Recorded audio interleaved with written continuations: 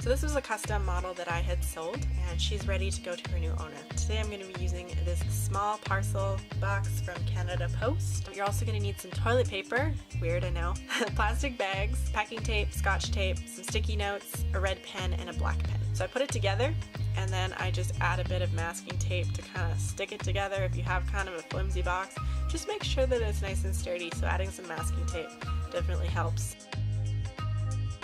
Then I like to write in a red pen fragile on all the sides of the box so that the shippers don't destroy it.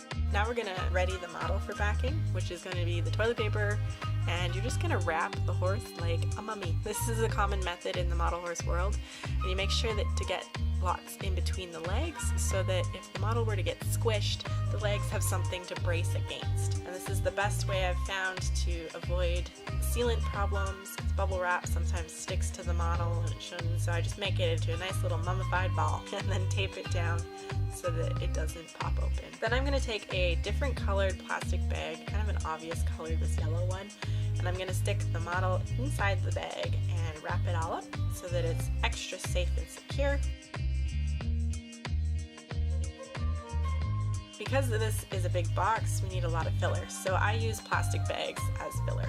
It works really easily, it's cheap, don't need them, good way to get them out of my house. I can create a little nest for the model to fit in, put her right in there, and then just add a bunch more bags on top so that the model doesn't move around or shift while it's being shipped. So then you close it up, give it a good shake, make sure it's all good. If it's all good, you can proceed. I always leave a little note inside saying like thank you for your sale, and I also include a business card.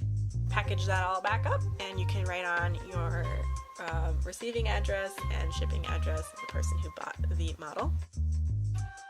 Tape, tape, tape. I tape my boxes to death, tape it so that it will never get destroyed or wet and survive an earthquake. So you're good, and you can take it to Canada Post. So thank you very much for watching. Hopefully this helped. I know there's a lot of different shipping methods in the model horse world.